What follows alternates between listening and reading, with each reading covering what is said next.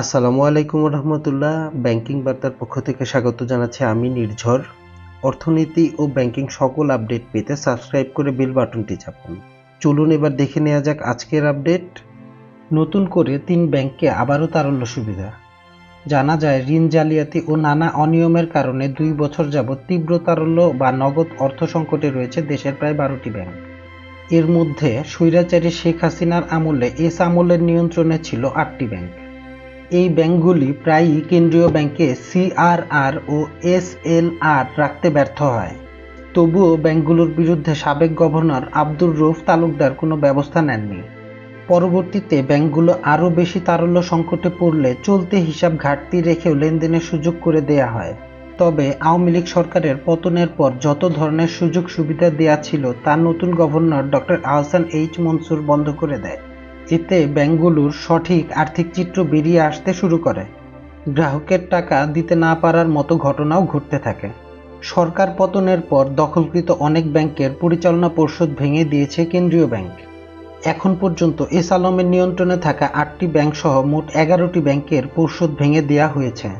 অনিয়ম ও দুর্নীতির মাধ্যমে ঋণ বিতরণের কারণে তারল্য সংকটে থাকা ব্যাংকগুলোকে নিয়মিত তারল্য গ্যারান্টি দিচ্ছে কেন্দ্রীয় ব্যাংক। আজ মঙ্গলবার 19 নভেম্বর এই গ্যারান্টির আওতায় আর্থিকভাবে সবল 4টি ব্যাংক সংকটে থাকা 3টি ব্যাংকে 265 কোটি টাকা ধার দিয়েছে। 19 নভেম্বর মঙ্গলবার ধার পাওয়া 3টি ব্যাংক হল First Security Islamic Bank, National Bank ও এক্সিম ব্যাংক। অপরদিকে এসব ব্যাংকগুলোকে ধার দিয়েছে Dutch Bangla Bank, the City Bank ও ইস্টার্ন ব্যাংক পিএলসি। তবে কোন ব্যাংককে কত টাকা দেয়া হয়েছে সেই তথ্য প্রকাশ করা হয়নি। বাংলাদেশ ব্যাংকের তথ্য বলছে, সংকটে থাকা 7টি ব্যাংকে গত অক্টোবরের শুরু থেকে এ পর্যন্ত মোট ধার দেওয়া হয়েছে 7,050 কোটি টাকা। ব্যাংকাররা জানান, বাংলাদেশ ব্যাংক যে পদ্ধতিতে সহায়তা করছে তা পর্যাপ্ত না। তারল্য সহায়তা না বাড়ালে ব্যাংকগুলোর প্রতি গ্রাহকের আস্থা আরও কমে যাবে। ইতোমধ্যে বিভিন্ন শাখায় গিয়ে গ্রাহকরা টাকা পাচ্ছে না। গ্রাহকের টাকা দিতে না পেরে হেনস্থা ও মারধরের শিকার হচ্ছেন শাখার কর্মকর্তা ও কর্মচারীরা। তাই ব্যাংকগুলো যেন আরও তারল্য সহায়তা পায় সেই ব্যবস্থা নেওয়া উচিত কেন্দ্রীয় ব্যাংকের।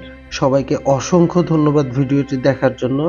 ব্যাংকিং সকল আপডেট পেতে লাইক, শেয়ার এবং সাবস্ক্রাইব করে পাশে থাকুন। দেখা হবে পরবর্তী কোনো ভিডিওতে। সে পর্যন্ত সুস্থ থাকুন, ভালো থাকুন। আসসালামু আলাইকুম রহমতুল্লাহ।